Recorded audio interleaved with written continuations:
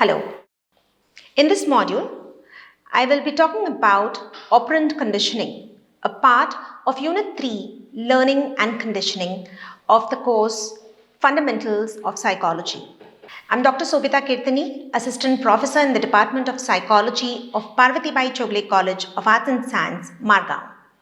In this unit, I will be talking about operant conditioning, principles of reinforcement, schedules of reinforcement, and punishment. At the end of this module, you will be able to describe the principles of reinforcement, explain the schedules of reinforcement, and differentiate between negative reinforcement and punishment. Operant conditioning is a form of associative learning in which the consequences of behavior change the probability of a behavior's occurrence. Now, in the previous module, you have studied about classical conditioning, in which organisms passively respond to events in the environment. However, human beings are active organisms. We voluntarily act upon the environment. This concept has been captured in operant conditioning. It's given by American psychologist B.F. Skinner. At the same time that Pavlov was conducting experiments on dogs, another American psychologist, E.L. Thorndike, was conducting experiments on cats, and he developed the law of effect. Through his experiments, Thorndike established the power of consequences in determining voluntary behavior. The law of effect states that behaviors followed by positive outcomes are strengthened, whereas behaviors followed by negative outcomes are weakened. According to Thorndike, the consequences of the organism's actions determine the strength of the stimulus-response bond. Now, this idea was expanded by Skinner, and he studied the consequences that shape behavior. Consequences can either strengthen behaviors through reinforcers or weaken behaviors through punishments. So let's look at reinforcement.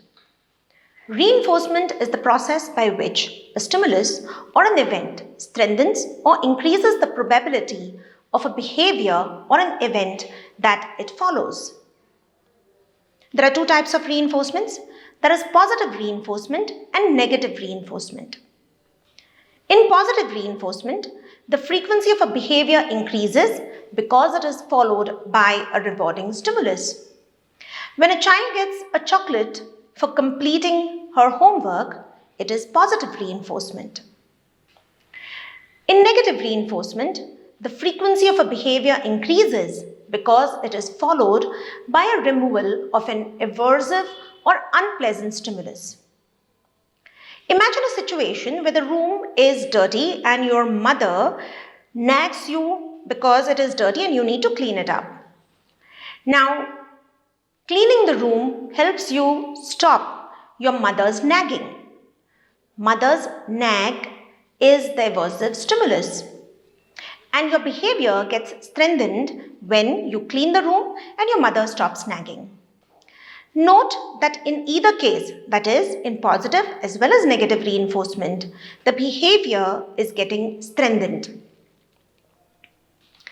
Now, reinforcers can be of two types: primary reinforcers or secondary reinforcers. Primary reinforcement involves the use of reinforcers that are innately satisfying. You don't have to learn that these are satisfying to you. For example, food, water, and sexual satisfaction. Secondary reinforcement acquires positive value through experience. For instance, when a child gets a star in her book for writing neatly, it's a learned reward for the child. The child learns that it is a positive reinforcement. Reinforcements may be given continuously when every behavior is reinforced every single time it occurs. Or it could be when behaviors are enforced only a portion of time, which is partial reinforcement. In our day-to-day life, more often than not, we receive partial reinforcements. Schedule of reinforcement determine when a behavior will be reinforced. There are 4 schedules of reinforcements. Now note, either you may plan to reinforce somebody else's behavior in these manner, or naturally your behavior may be reinforced following these schedules. So let's understand these 4 schedules. 2 of these are based on number of occurrences and 2 are based on time intervals. Ratio schedules are based on number of occurrences. Fixed ratio schedules and variable ratio schedules. Now, fixed ratio schedules reinforce a behavior after set number of behaviors.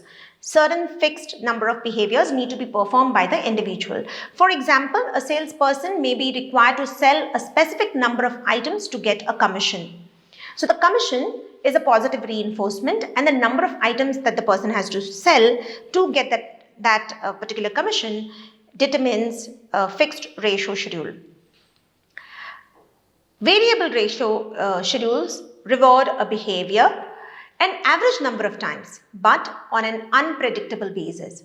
So here the number of times you need to perform the behavior is not specified. It keeps varying, and that is how actually this particular schedule of reinforcement produces high and steady behavior, very resistant to change. That is why you find people continue gambling, because even if they don't win once, they believe that they will win the next time. The same happens with beggars who continue begging because they believe that on some trial, some behavior will be reinforced. Interval schedules depend on time that passes by. Fixed interval schedules reinforces the first appropriate behavior after a fixed amount of time has elapsed. Now let's consider elections. Support shown by people toward politicians can be tested only at the time of elections. So politicians start campaigning just a few months or a couple of years prior to the elections. So elections take place every 5 years. This is a fixed interval, okay, and it reinforces the campaigning behavior just prior to the end of the interval. Variable interval schedule reinforces a behavior after a variable amount of time has elapsed. So again, the time period here is not fixed, it is variable. For instance, when you go fishing, you may catch a fish immediately, or it may take some time before you manage to catch a fish.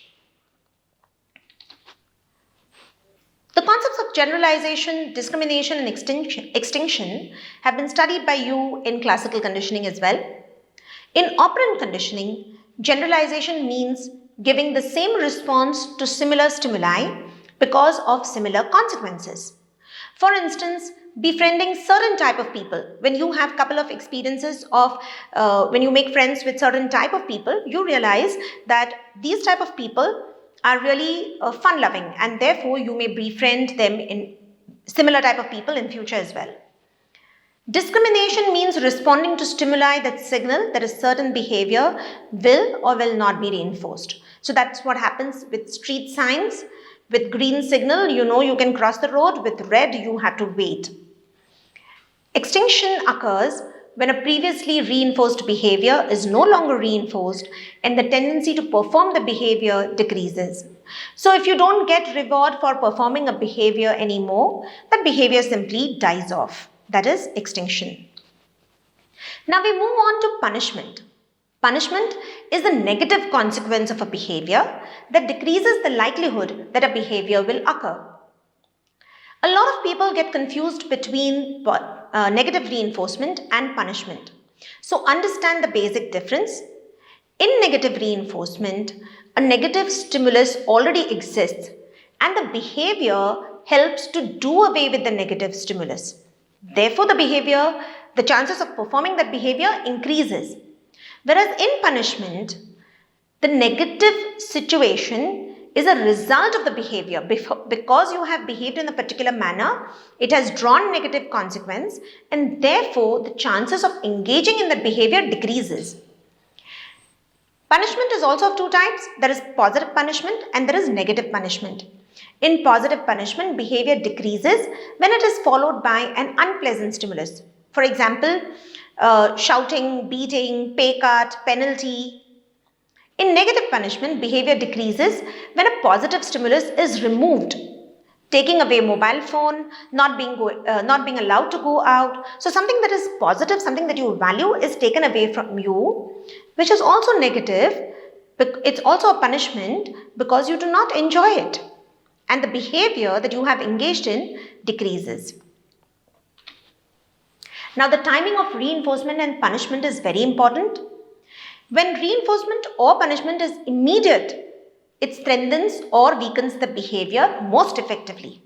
However, human beings have the capacity to learn delayed reinforcers or also delayed punishment. The question then is whether to obtain a small immediate reinforcer or to wait for a delayed but more highly valued reinforcer. So often people perform certain actions based on whether the reinforcer is immediate or whether it is delayed. Some behaviors which have immediate strong reinforcers also may have delayed strong punishment, yet people perform those behaviors because they are immediately gratifying. For example, smoking or drinking and even binging on food. Some behaviors appear to be immediate punishments, but in the long term, they tend to be reinforcers. For example, exercising, where initially you expend a lot of energy, you may experience body ache, you have to stick to a routine, but in the long run, it helps you to decrease weight or to maintain your weight.